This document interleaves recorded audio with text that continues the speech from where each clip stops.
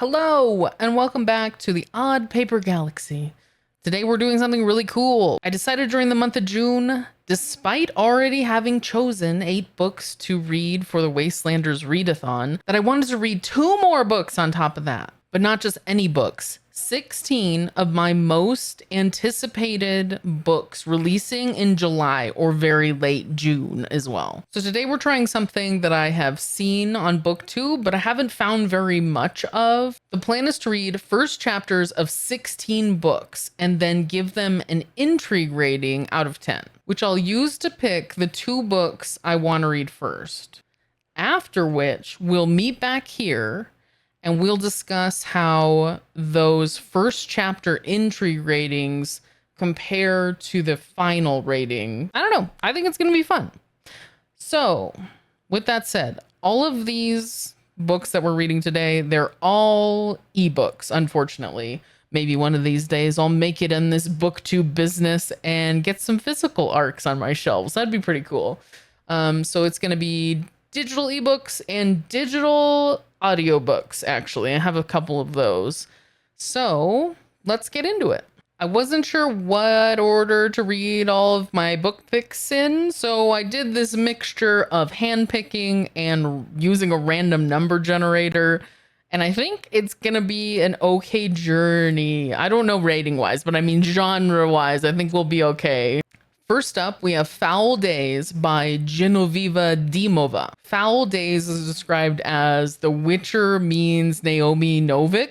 That sounds so good. In this one, a witch trades her shadow, the source of her powers, and soon develops the sickness that afflicts shadowless witches, and thus begins her journey to reclaim her magic.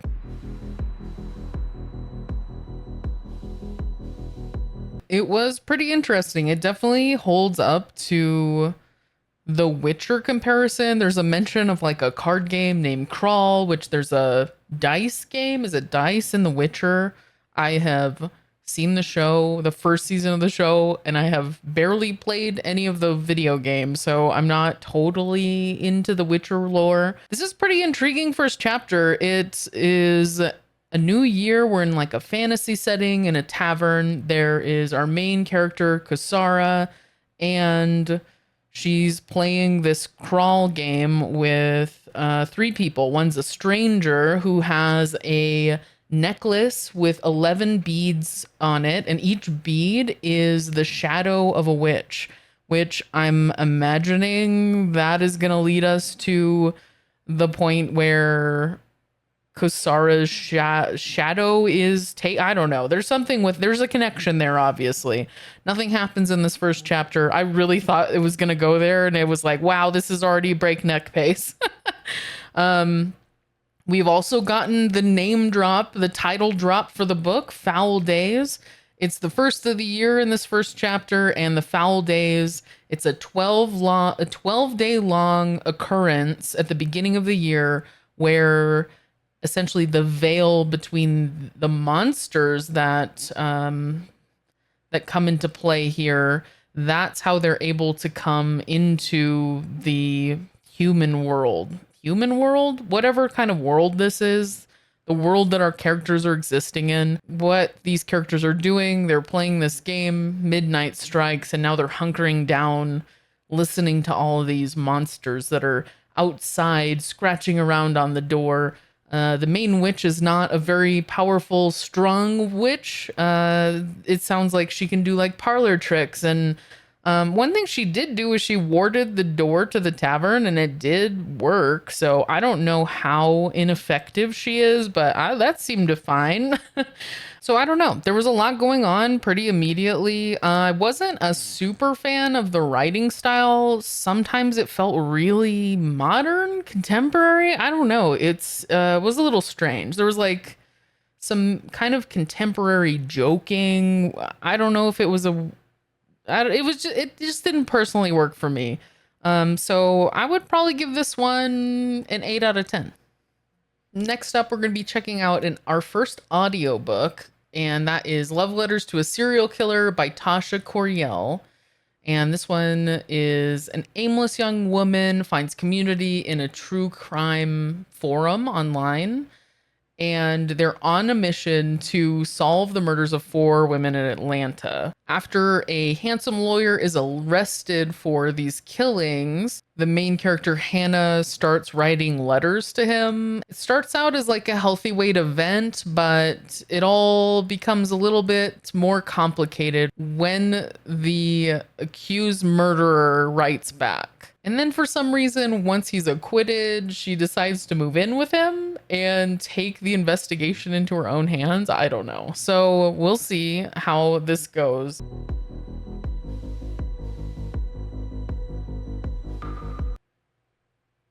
Okay, so that was a pretty fast first chapter. So this one opens up with, I'm assuming, our main character tied to a chair in a basement. And so obviously something has gone terribly wrong, and we're gonna like, flash back and like see how we got to this point. There was a lot of humor in there, which I don't know if I gelled with totally. It seems like a fun read, just maybe not a read for me. One of the things that didn't really work for me was the character being tied up and in this desperate situation, and her response was, there was a small part of me that actually finds this kind of thrilling. And I just don't know if I want to deal with a character like that.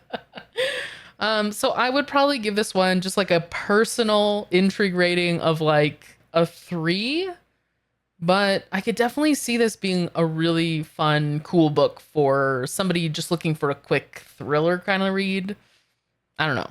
So next I'm going to be reading The Lost Story by Meg Schaffer. I just love the little tagline that goes with this one. It's a fairy tale for grown-ups who still knock on the back of wardrobes just in case. This one follows 2 best friends that disappear into the West Virginia woods, and 6 months later they reappear with no explanation of what happened. Then we jump forward 15 years where one of them has become this phenomenal, gifted, missing persons investigator. Whereas the other person that disappeared at that point, they have become like this tortured artist and have been like a shadow of them for their former selves. And what brings them back together is there's a woman whose sister has gone missing in those same woods. Now the 2 boys that disappeared so long ago, they're going back to the woods because they know they think they know where that missing sister might be.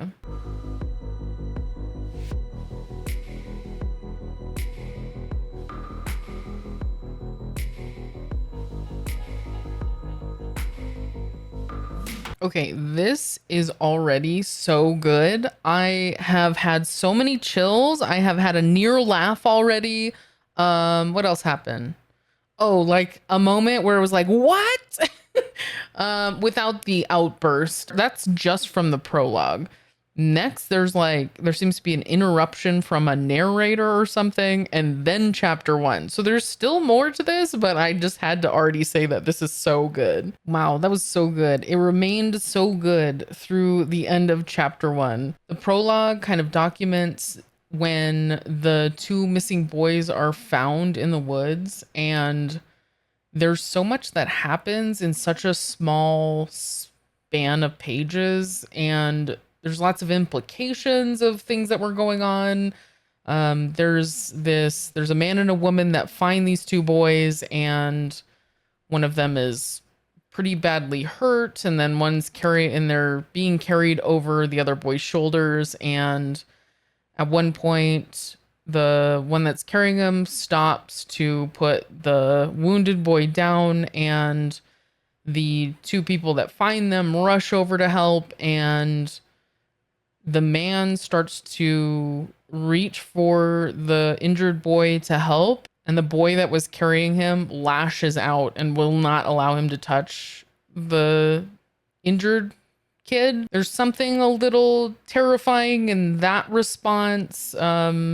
It's like you hear this, they go to a magical place, and this definitely seems to be one of those twisted magical fairy tale kind of things. So something bad happened there. They also like came out of the woods like really muscular and well fed, so something led to them to the point where they were not withering away, trying to fend for themselves. I'm really intrigued and interested to see what I want to know more about this story. Then in chapter one, then there was that interjection from the storyteller. It kind of talks about like the anatomy of like a fairy tale. You know, like it talks about there needs to be a princess and things come in threes and there's a magician and there's royalty that's hidden in plain sight as a commoner and all these things that we just, have kind of seen in our media. I don't really know 100% what the interjection added to the book, but for some reason it feels important. So then in chapter 1, there's like an interview for something similar to NPR that's happening with Jeremy, who is the investigator that has been able to track down missing girls and women specifically, that nobody else has been able to find. 50 girls and women had been found, and then a dozen or so remains had been found, and it's just like such an extraordinary number. And there's only one that has eluded his skills, and so it was interesting hearing that. And then the second that Ralph, which is the other lost boy, was brought up, he completely shuts down, and that's the end of the interview.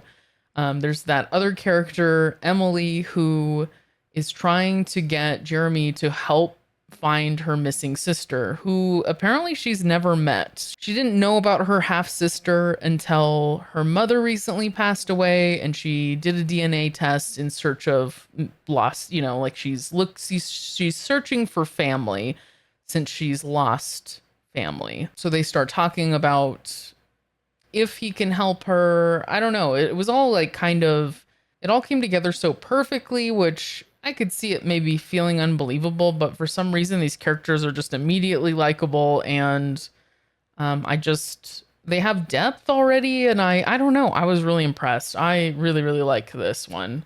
Yeah, for intrigue, I can only give this one a 10 already, our first 10. Wow, it's so good. It sounds so good.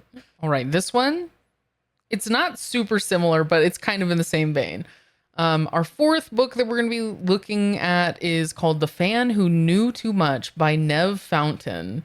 And it follows a podcaster whose friend is murdered in his shed during his own live broadcast, moments before revealing a huge secret about a cult TV show called Vixens from the Void. On that show 40 years earlier, an extra disappeared, and it becomes apparent that something that the podcaster was about to reveal was worth killing for. This one is described as for fans of classic TV such as Doctor Who and Star Trek, which Star Trek, I am in that camp. Doctor Who, I don't have any really experience with it.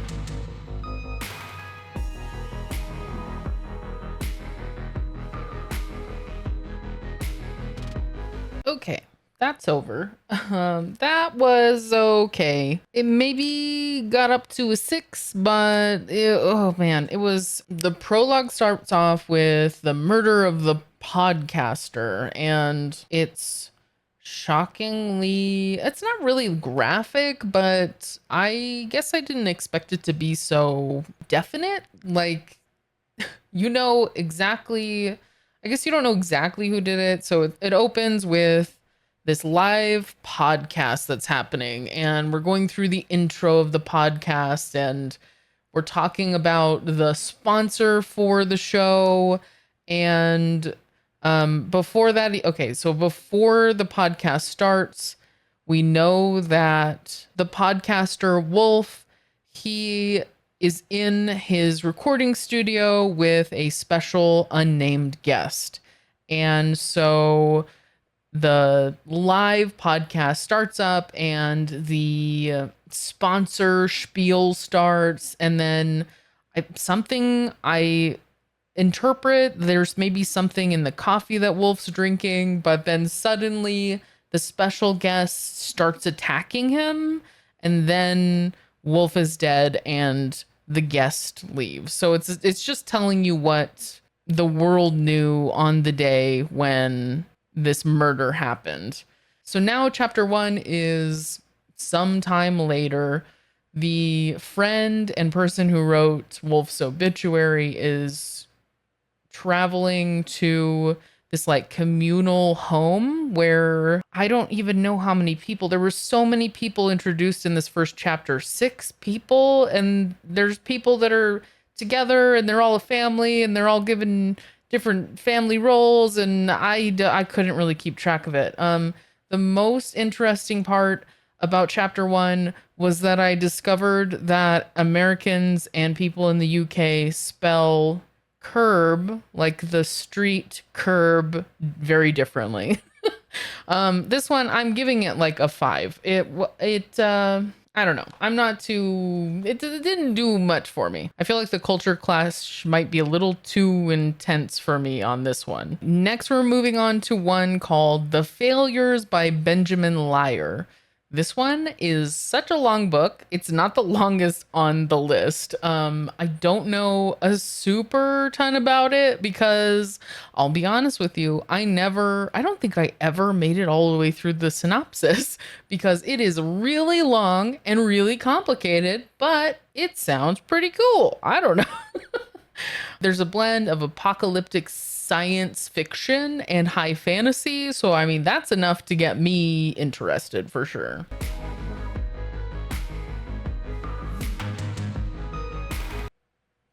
Wow, this was such a long chapter.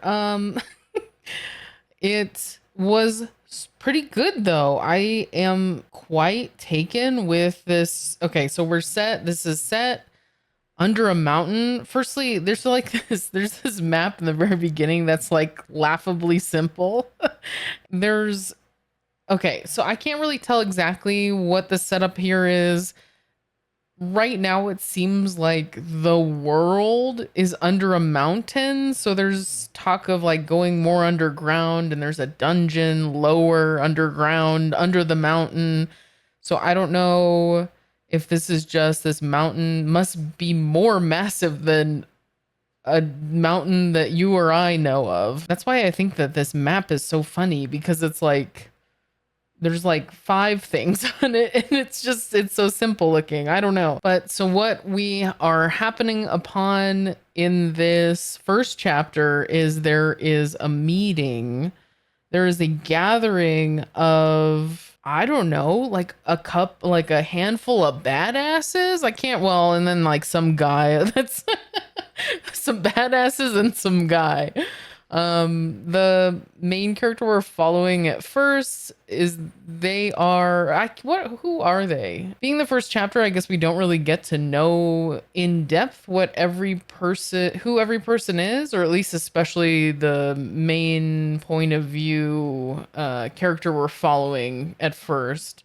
A few of the people that are around this, one of the first people that we're introduced to that's gathered around this fire is an android named Mr. Turpentine, which kind of sounds cute and fun, like almost like a fairy tale name, Mr. Turpentine, but also maybe a horror movie name, you know? And so they're an android and they have murdered a lot of people, beings, I guess. Introducing this character, you know, what they would look like if their reputation preceded them would be splashes of blood and viscera, you know, like obviously a murder bot of some sort. Then there's a child god, which is very much strangely reminding me there's no connection whatsoever in description, except for the fact that this is a child that is an ancient being. It reminds me of, there's a character in True Blood who he's on the vampiric council and he looks like a child. That's immediately where I went with that.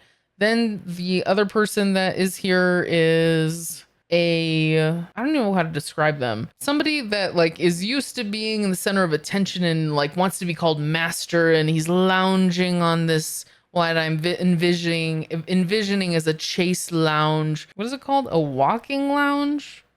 I don't know. Who's lounging, and the walking platform that he's like lounging on, whatever this is, this sort of furniture is like mechanical. So I'm getting like steampunk mechanics. We have this robot that Mr. Turpentine I mentioned earlier. And then in general, the whole story is giving me very high fantasy vibes, like the little bit I've read of The Wheel of Time and Hyperion.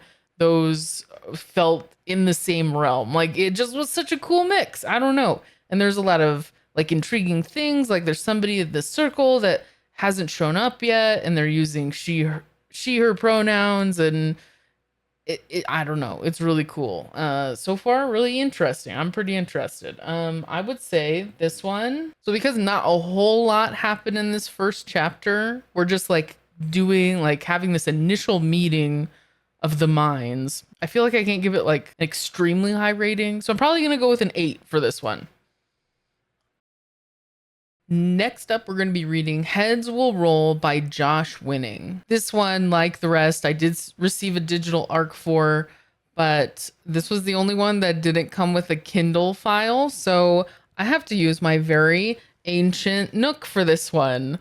I had to get it all. I had to do a little bit of wrestling, but I finally got it working. Heads Will Roll is about a celebrity that is shipped off to a summer camp before they do anything too bad to get themselves completely canceled. It's a situation where there's no phones, no names, no outside contact. Soon, terror begins to grip the group and people start losing their heads, literally.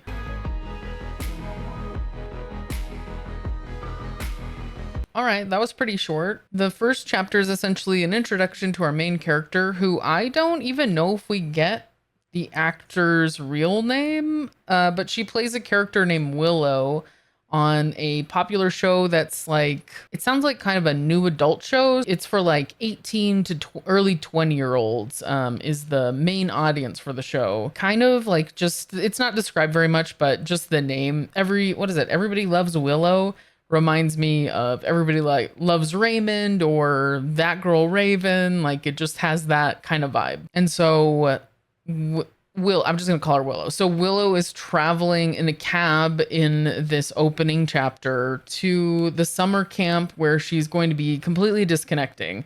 The synopsis makes it sound like she hasn't been canceled. This first chapter sounds like she has. She no longer has a fiance after Tweet Mageddon is what she refers to it as.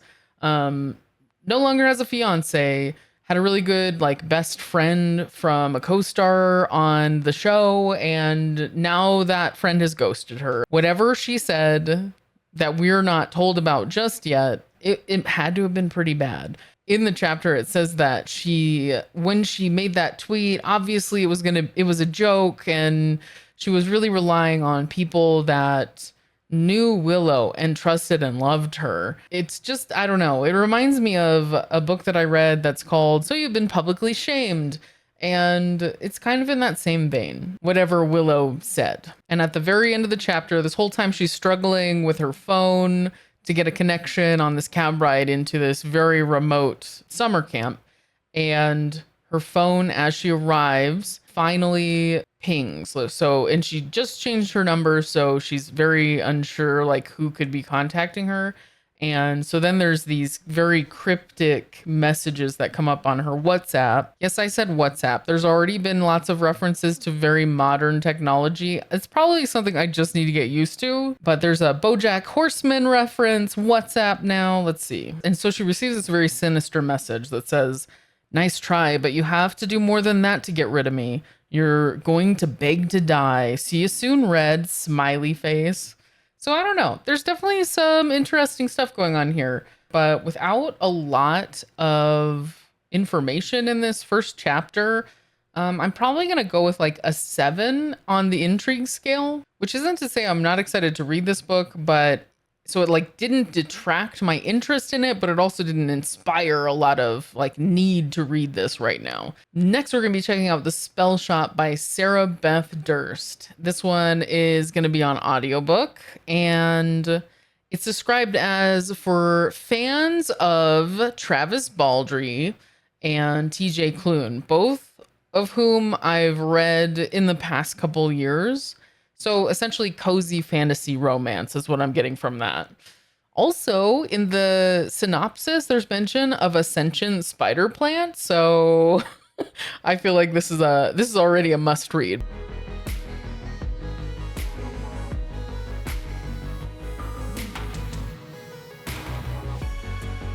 Okay, that one was pretty interesting. We at least got the immediate introduction to the sentient spider plant, who is kind of skittish and scared, and I love it, but also is like anthropomorphic enough that he's able to like cross his legs and like judge. It's great. I love it. So in this first chapter, we're introduced to a witch who works in a library in the greatest city in the empire. But at the same time, in the first few sentences, we're told that there's an uprising that's happening in this kingdom. So, as most librarians or, anybody that's threatened by the thought of fire, like of terror coming to where you are, Keela's going through which book should I save? And so they've known this uprising has been happening. So she's kind of been scrolling away books anyway, but now we're to the point where it's like, it's time to go. So she grabs as much as she can, and they're going down this elevator, which is funny because they're worried about fire, and we're always told to always take the stairs and never take the elevator when there's fire. And so she's in the elevator kind of freaking out, like, what if it opens and there's flames? And it was just really, it was interesting in this fantasy to like get that confirmation, like, oh yeah, don't go down the elevator when there's fire. So anyway, we get to the basement bottom floor, which is actually on like water level, canal level. So that's like kind of this cool thing that under the library, there is like a small fleet of very small, it kind of sounds like, I don't know what kind, like little tiny sailboats. And what the librarians will do is for people that, well, so like me working in a library, we have something called homebound. So when a patron can't come into the library to get books, we can bring the books to them. And so it's the same thing in this book where they have this really awesome canal system in this giant city, and the librarians are able to take books and library materials out to patrons. So they have this small little fleet in librarians. It's just part of their job. That's so cool. So she's loaded up this small boat and is sailing off. And then they realize, as they're just leaving, hey, where the heck are we going? Like we planned to leave an emergency, but I never thought that this was going to be like a permanent thing. We need to find a place to go and not be here.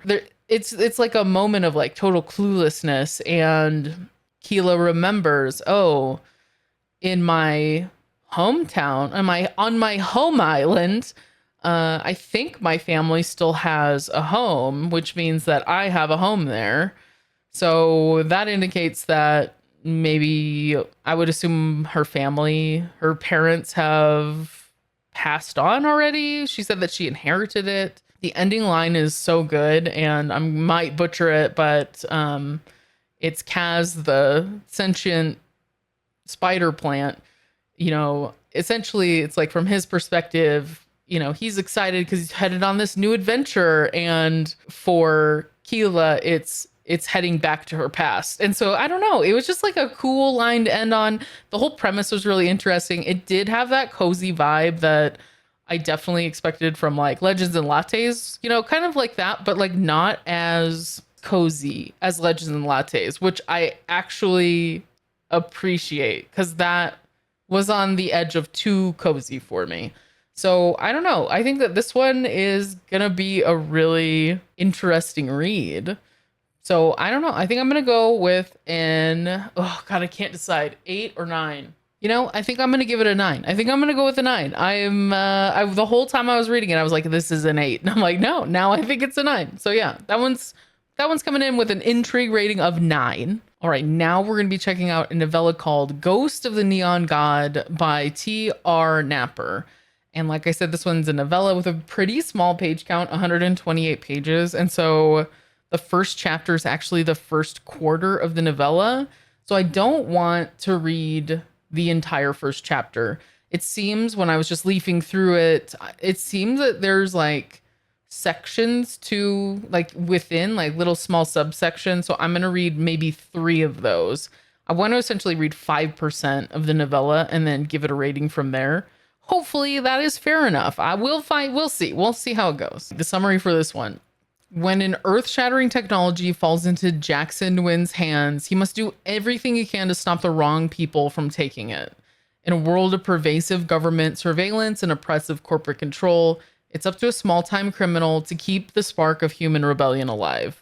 This one definitely gives me some cyberpunk vibes. I've only read one other cyberpunk novella and it didn't go so well. So hopefully this one will be able to top that. I really like the whole cyberpunk genre in gaming. And so I am on a quest to find that similar feeling in a book or novella, and it hasn't happened yet. So maybe this is the one.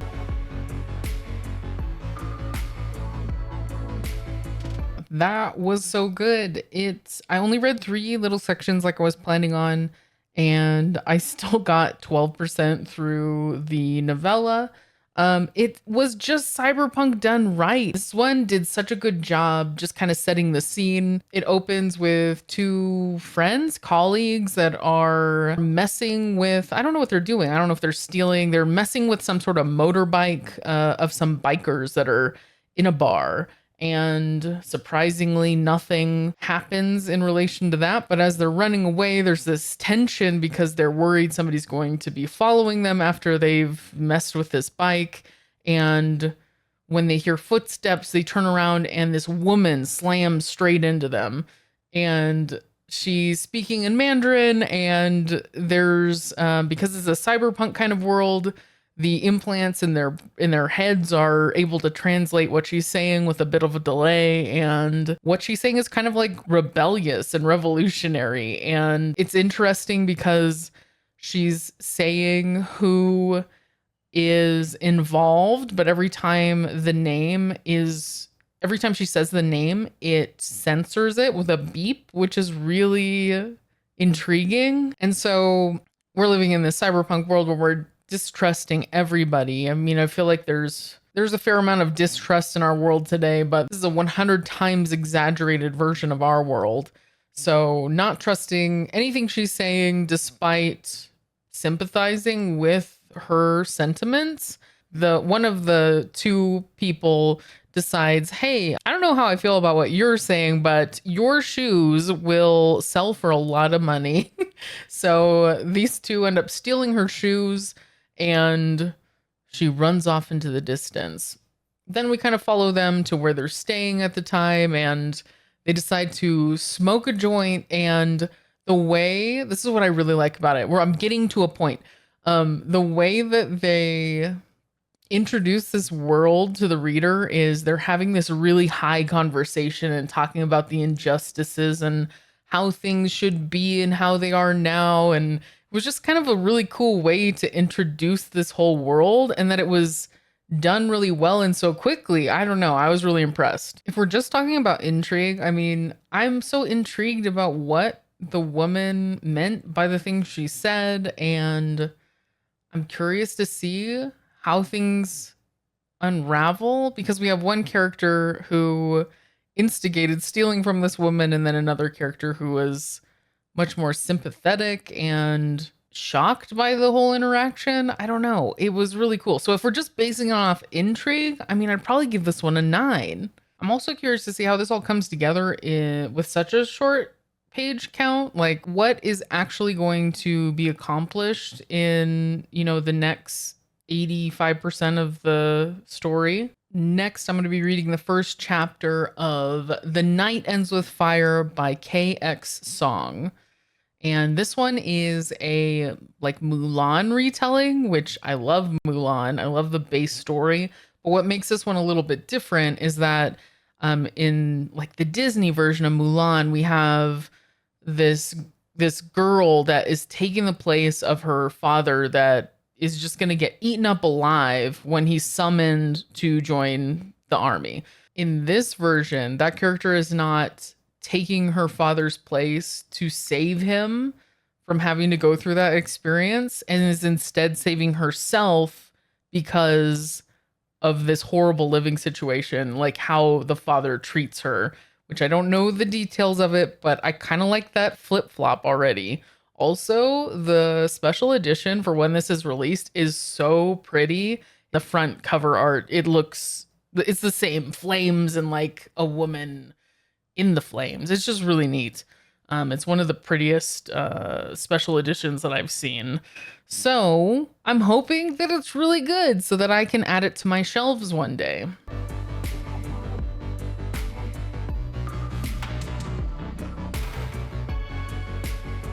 Oh, that one was pretty good. It was pretty short, but it was so good. It follows pretty closely to the synopsis. What we see here in this opening chapter is that there's rumors of war coming, and it's a strange contrast thinking about the Disney version of this, where the father is an honorable man versus this father is like an opium addicted asshole. Like there's no other way to put that.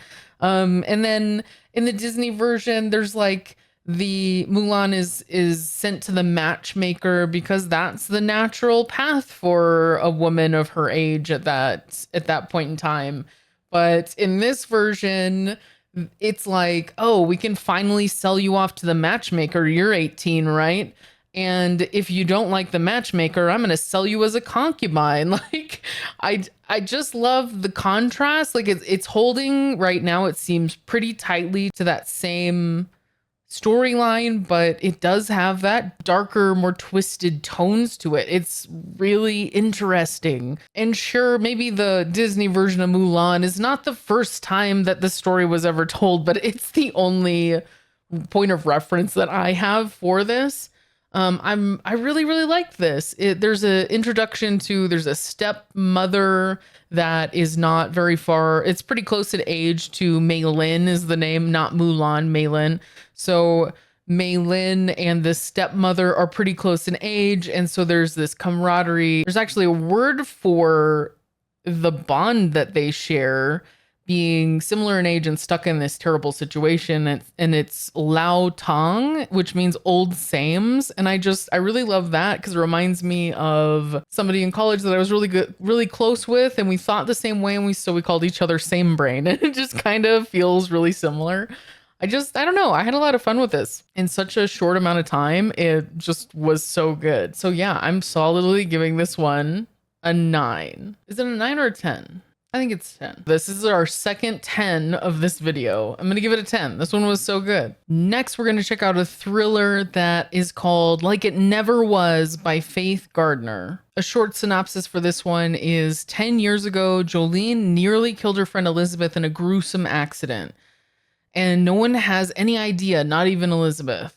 Jolene has been trying to outrun the guilt ever since, so she's shocked when she runs into the very person she's been running from for 10 years. These two old friends then start to reconnect, and along the way, Elizabeth's behavior becomes a little bit strange and concerning. And so then we start wondering, does Elizabeth maybe remember something? Who knows? So yeah, this one seems to be a thriller, and I feel like thriller first chapters are always so fast. So let's see if that is true.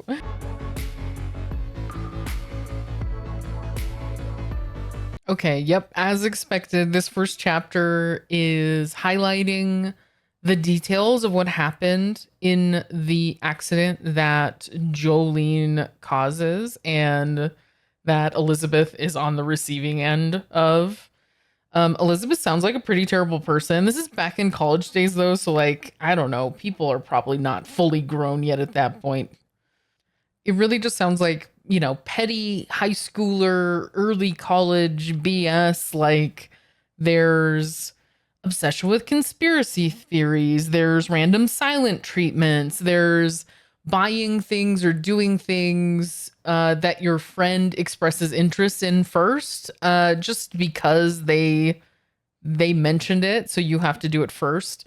So yeah, it's not that Elizabeth is a terrible person. It's just that I understand why Jolene is trying to like get back at her, and she's not even doing it in a really serious way. She hears or she hears Elizabeth talking to people saying that she saw a Sasquatch. I don't know where. She saw a Sasquatch. And so when Jolene happens upon a gorilla outfit in their like theater costume department, she thinks to herself, "Oh, I'm gonna show Elizabeth a Sasquatch, all right." And so it's stupid choices. Jolene decides to hide out in the bushes, and then there's this very loud car that Elizabeth drives. So it's very particular, and she knows that Elizabeth is coming around this curve, and she pops out and scares her, and she goes careening off off the ravine. And so that's where this starts. That's the backstory to why all this is happening and what Jolene is haunted by.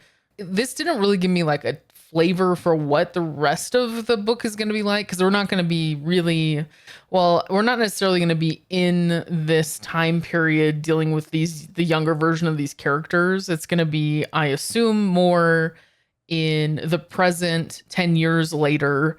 I would assume that the characters are going to be at least slightly different in a more mature way, I would guess. So we didn't get really a flavor for that. So where would this land on the intrigue scale? Because this first chapter is so short, I don't really have a lot to go off of. And sure, there's a lot of action, but do I find it personally intriguing? I don't know. I feel like this one, I'm putting it in like probably in the 6 range. I think I'm going to go with a 6 for this one. Next up, we're going to be checking out The Night of Baba Yaga by Akira Otani. A super boiled down version of the synopsis is a badass lady bodyguard falls in love with the young woman that she's tasked with protecting. It kind of gives me like Kill Bill and Drive vibes, which I really enjoyed both of those movies. So maybe I'm going to vibe with this one just as well.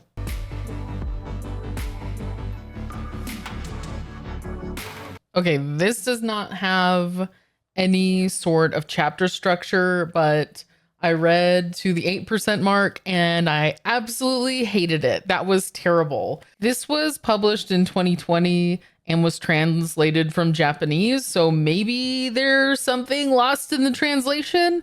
I can only imagine that's the case. There's just no way that the author intended some of this, some of the language in here. Okay, so because this is an arc, maybe I can't totally quote the language that's used in the book, but it'll be like blocking a punch, and that sentence sounds fine. And then the next one is ouch, period, growl, period. I don't know. And then there's this this noise that's made, blowa, which is BLOUAUGH. I don't know how you pronounce that one. That's a weird sound. I can't even like understand when that sound would come from anybody. What else is happening in here? Then there's like kind of like petulant child. There's kind of like petulant child quotes like, "I don't care what you think, buddy. I'm a gangster. I'm part of the Yakuza." It's so bad. I don't like it at all. And then on a more serious note, there's already in the first like 8%, there's been 2 instances of transphobia.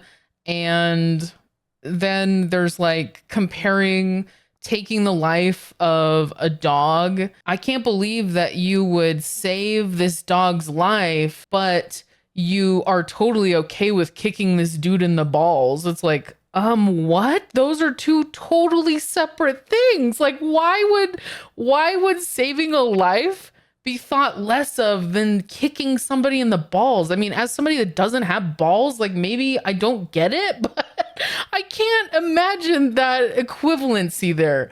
Anyway, this was absolutely not my cup of tea. Maybe it's really cool and there's awesome things going on with it, but yeah, not for me. If we're doing a rating of 1 to 10, I'm giving this one a 1, the lowest number that we can get on that scale. Next up, we are going to be checking out Lenny Marks Gets Away with Murder by Karen Main.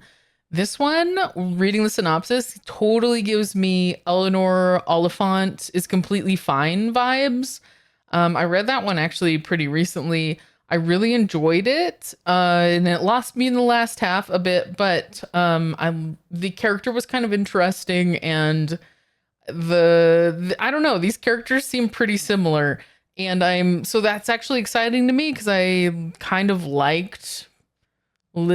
liked following the story of somebody that was neurodivergent and seeing how I related to them and how they went about the world. It was really cool. In this book, Lenny Marks is living this quiet, predictable, routine life, and that routine and calm is shattered when she receives a letter from the parole board, which brings up a past that she has desperately tried to keep buried for many, many years. So, I mean, the title, Lenny Marks Gets Away with Murder, I'm really curious. I'm already like pre-intrigued about what? Like, tell me more about this murder. I don't understand. And then having somebody else on parole, but it's indicated that Lenny murdered some, I don't know.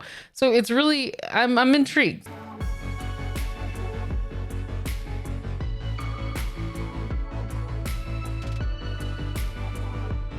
All right, that one was kind of interesting. It follows Lenny Marks, who in the first chapter receives the letter from the parole board that is mentioned in the synopsis. So in this first chapter, we find out that Lenny is an elementary school teacher, and we are listening in on the before the first bell chatter because Lenny hasn't given her home address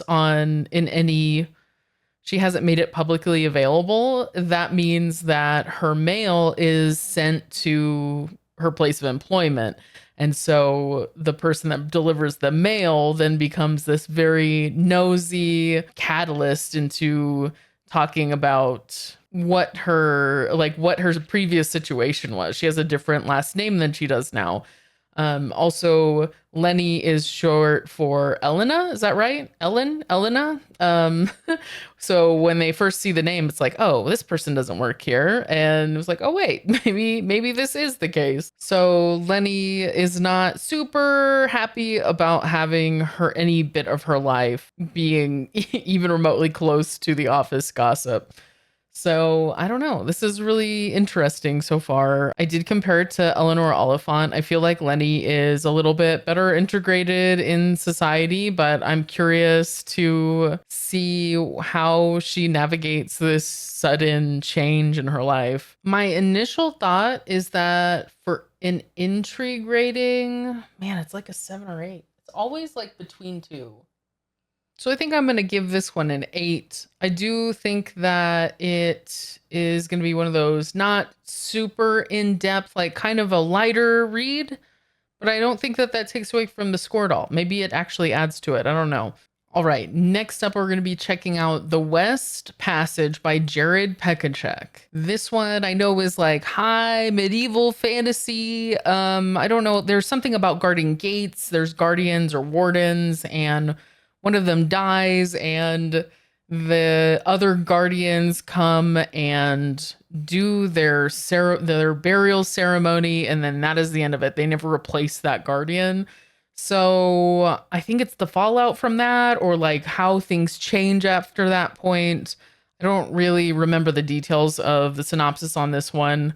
One of the things that was continually mentioned in the synopsis, or maybe it was only mentioned once, but also in a blurb, is like there's twice I saw a mention of giant ladies, which Those I think refer to the Guardians, but the second that I read that, I'm like, this was written by a man, wasn't it?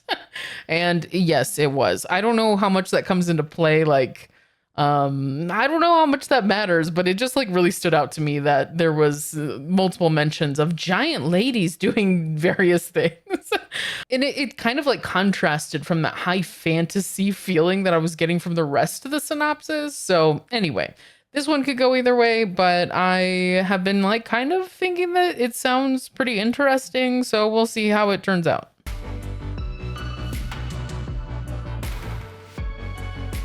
Okay, so the synopsis seems to be pretty accurate as far as I'm getting high fantasy vibes, but I have no idea what's going on. We're going through like maybe a funeral procession. I was mentioning that the guardian of the West Passage, no, it's the West Passage. Yeah. The guardian of this particular tower has passed away. And so it's kind of like the burial rituals for this, which were actually kind of interesting and pretty metal.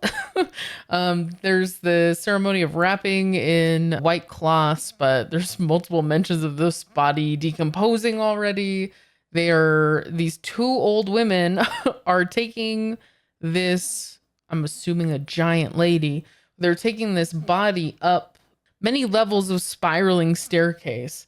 Then what's happening is they're going to the top of a turret and they're going to put the body on the top, and then they do a particular whistle, and this like hundreds of crows come flying in to completely like feed off of the remains of this guardian, even to the point of they take all the bones, and they've learned that when you take the bones and you drop it onto rocks of some sort, that's the way to get to the marrow. So it says something about like anybody that's died in this particular area, their bones have been scattered across the shores. And I don't know, it just sounded so cool. Another thing that's kind of funny is like there's like titles to the chapters, I guess. And they're very straightforward, I guess. Like chapter 1, the mask is broken and the women in gray say very little about it. That's the first chapter. The second one I saw was coming. The mask is taken and the woman in gray say nothing about it. It's not really like affecting my rating at all, but I think that it's just kind of like a little funny thing that I noticed in the book. But this is not like a funny book, so I'm curious like how that ties in. So while I found this like intriguing to the point of like I'm curious about the world and I'm curious about we're following in this first chapter, she's less than an apprentice. She's like an assistant to all of the guardians. So she's not in line to take the place for the guardian that has fallen. But so it's interesting. She's like still learning. She's young. And so I'm like curious to see her path, like the journey that she takes. And I'm also really curious to like, just from the synopsis, we know that something bad is happening. There's evil out past the West Passage. So what does that mean? We don't know. So like, sure, there's intrigue there, but I don't know. I don't also at the same time want to spend the entire time confused as to what's going on. There wasn't like a promise of understanding in that first chapter, and it's only one chapter, so what can you do? So I would probably have to say that this one is maybe a 7 for me. Next up, we have Blood and Mascara by Colin Cranen. This one has like a very noir, gumshoe, mystery kind of vibe. There's definitely like a crime that's happened. I don't really know more than that. The cover is really cool.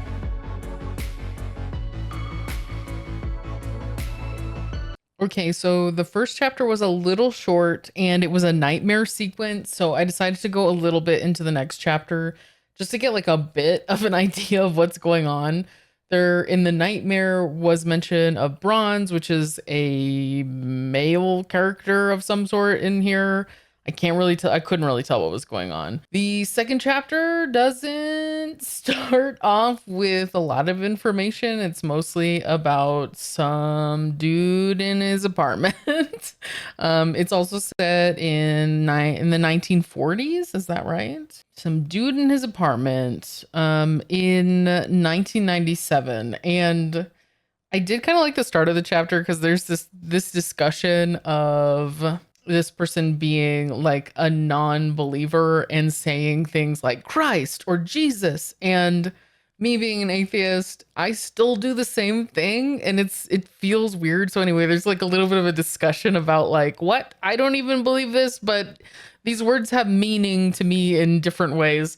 So I connected with that a lot. I thought that was really funny. As a whole though, the writing is good, but this is one of those books that I think is probably not for, well, I don't know if it's not for me. This is one of those books that's not necessarily for me and is absolutely for somebody else. Like somebody else, this is going to be a great book. For me, it might be one that I end up really liking, but for right now, I'm not really sure. I don't know where I stand on this particular style of writing. I love noirs. Like I love any sort of mystery that has like that old timey feel to it.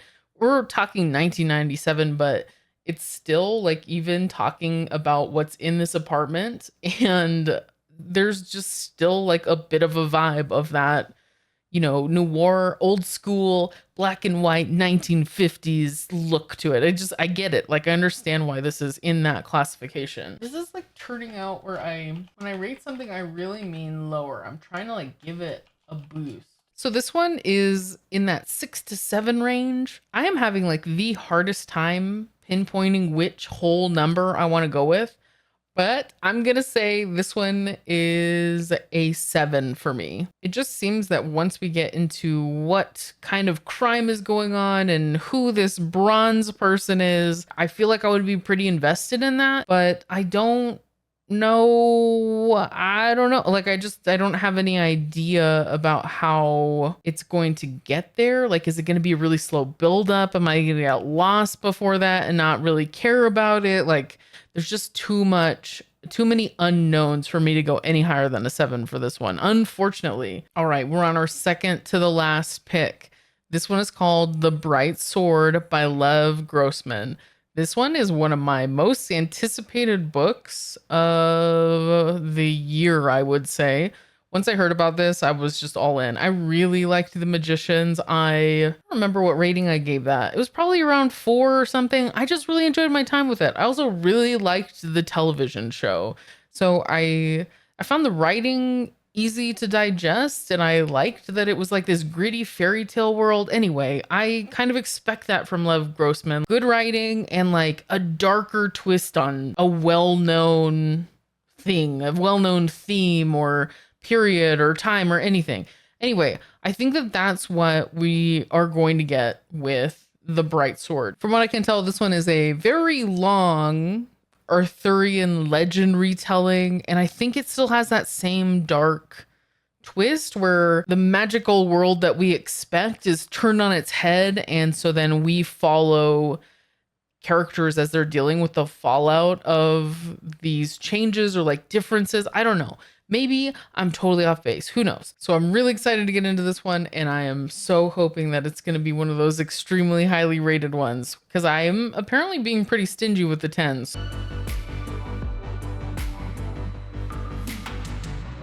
Oh man, that was so good. I loved it. I'm already going to say that was a solid 10. This one opened, we're following a fledgling knight named Colum, and he is challenged by a random knight in the middle of a field on his way headed towards Camelot. And so they're dueling it out, and Colum gets the upper hand. So now they're separated, sitting down, and he's asking, hey, do you yield? Like, do you finally, I mean, yeah, he's not probably doing this body language.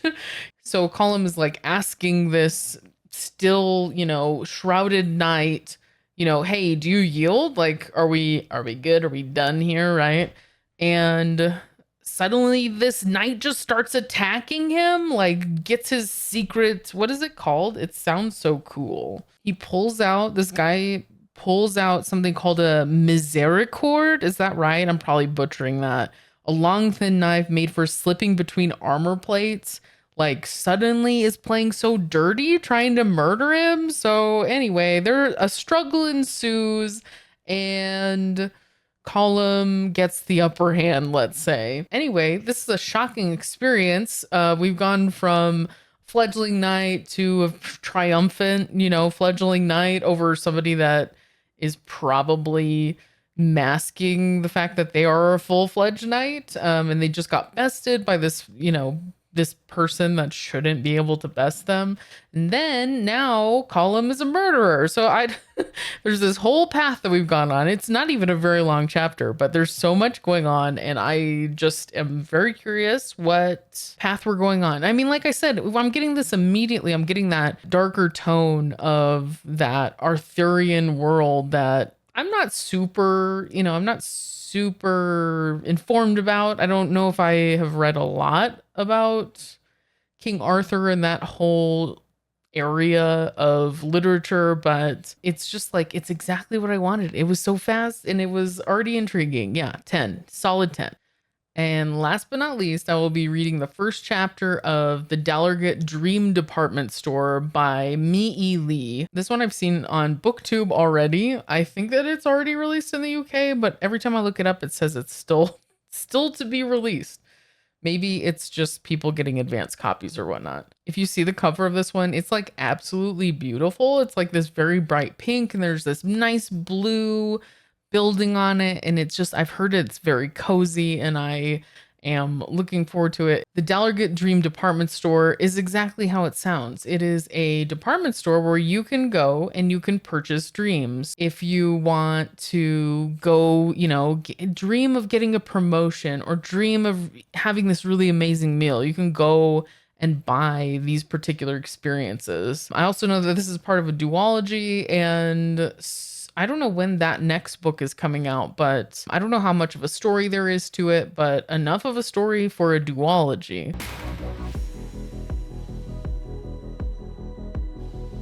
Okay, as far as I can tell, this one doesn't have like really defined chapters. There was like, when I started reading, I saw prologues. So I was like, oh, okay, I'll just keep going. But I kept thumbing through and I didn't see an end to it. So I think it's just weird ebook formatting. I might have to like look it up with a different format. But I read like the main first sequence, which we have met, what I'm assuming is the main character, Penny. She has just received word that she has a job interview at the Dallergut Dream Department Store. So she's really excited about it. It's a very sought after job, as you can imagine. And so she's gone to the bookstore, picked up a bunch of books to like try to study for this upcoming interview. Despite her pile of books, she happens upon a friend that is working in this city center. So where these two live, it's like there is like an author forward that kind of describes the city that this is all taking place in. And it very much reminded me of that very popular shopping area in that very popular Wizarding World that we're all familiar with. It just sounded really cool. There are people that are in their pajamas that are just going about life, doing random things. And there are people that have various jobs. Penny's friend, who is one of the people that chases after dreaming people trying to clothe them, hands her a book that they suggest is probably a better place to start with her studies. So the next and last part that I read is legend or fable or story that Penny hasn't read since she was a child. So it talks about the time god, and there's 3 different disciples, and they each pick a different kind of time to take care of. So the first disciple chooses to take care of the future, and the second disciple chooses to take care of the past, and the third one just kind of gets the leftovers and doesn't even really want to deal with the present alone, doesn't feel like that's their place. So instead, they're given dream time. There's like a large part of time that's just like lost to just dreaming and sleeping. And so they're in charge of that. And so in this legend, what it's turning into is that that disciple is like, their descendants are who created this dream department store. And so it's just kind of like getting some background on that. So I don't know. In the end, we end at a place where we don't know how the interview is going to go, or how it works, how the dream department store works, or all we've been introduced to is the story and then like the inside of a coffee shop essentially. And we know Penny now and don't have a very deep understanding of that character. As I said earlier, this is supposed to be one of those feel good, very light. I don't know if it's necessarily going to be like a surfacey experience, but it's definitely doing what it says it's going to do. With that said, I think that I would put this solidly in the 7 category. I definitely would not put it lower than that. So we just got through the first chapter of 16 different upcoming books, and we ended up with 3 10s, which I think is pretty good. We got a couple of 9s, a few 8s, and a handful of 7s, and then after that, it got pretty bad. I might do this again, and I might see if I'm being too strict or whatever. I don't know. It felt pretty okay. And even I went through and I'm like, well, I gave this a 10, but maybe I would put it in that lower bracket. So I would like even have even lower scores if I went for my second thought on what some of these scores should be. Anyway, the 3 10s that we ended up with came from The Lost Story by Meg Schaffer, The Bright Sword, a novel of King Arthur by Lev Grossman, and The Night Ends with Fire by KX Song. And then the 9s came from The Spellshop by Sarah Beth Durst, Ghost of a Neon God by TR Napper. And so from here, out of those 5, I'm going to choose 2.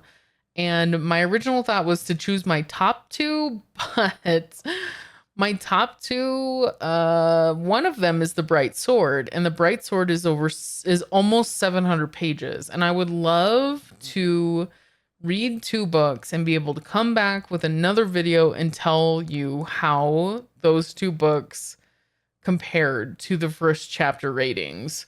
And maybe that would be, I don't know. I'm just going to go through later and I'm going to have to just pick out what sounds good to continue forward. Like maybe I'll have to have a sleep, and maybe I'll have a think about what to pick up next. So let me know in the comments if one of these is something that you're also really looking forward to, and maybe something that I should consider a little bit more. I'd also love to know if you decide to add any of these to your own TBR list. There's just so many cool things that are coming out, and I'm really looking forward to seeing how these all measure up in the end. I hope this was as fun for you as it was for me, and I will meet you back here in a couple of weeks and we will see how some of these compare. Thanks for checking out this video. I'll catch you next time.